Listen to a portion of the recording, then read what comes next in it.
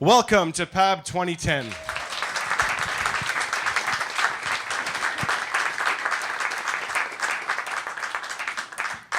Hello. Mark started podcasting in 2005. He would be up there on the third floor, sending his voice out into cyberspace and G-chatting with other nerds who did the same. I thought it was a huge waste of time. Then came the first PAB, and I realized these were real people, real interesting people. This was real passion, and here was a chance for the creativity and connection that was missing from my day job as a software designer and my night job as a podcasting widow. I wanted in. 3 weeks later, we'd conceived our podcast, Just One More Book, and we'd recorded and released our first 3 shows. For the next 3 years, every morning before work, we'd stop into our favorite coffee shop, enjoy a hot drink, and record a discussion of a favorite children's book. For 3 years, I'd be up to the wee hours at least 3 nights a week, preparing show notes, racking my brain to describe today's book in a single sentence. And I'd spend every Sunday researching for our weekly author or illustrator interview. Our show picked up steam and our audience grew. We were making connections with kidlit enthusiasts throughout the world. Bundles of children's books were arriving daily. We were traveling to book events and conferences.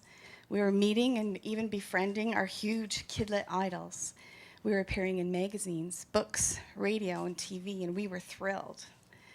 Then, slowly, something changed. New things stopped happening. Our stats plateaued.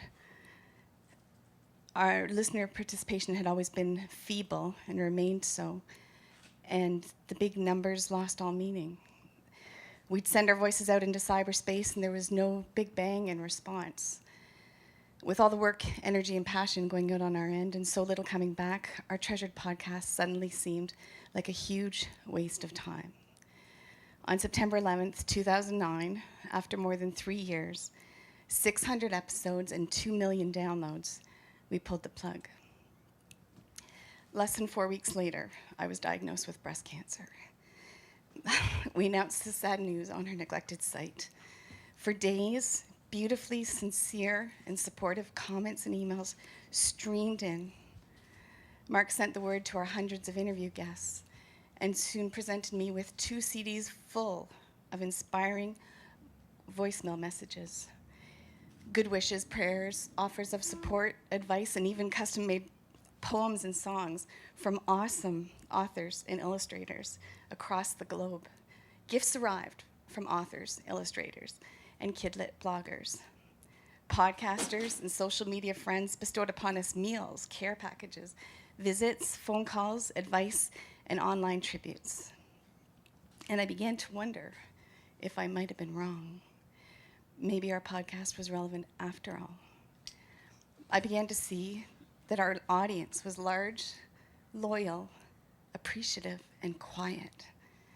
And I thought about the fact that the friendships we'd made through this fabulous online community, through PABs and podcamps, G-chats, emails, and Skype calls, blog comment exchanges, and shared vacations were real and wonderfully rewarding. We'd met and connected with passionate, generous, genuine people, and we'd had tons of fun doing it.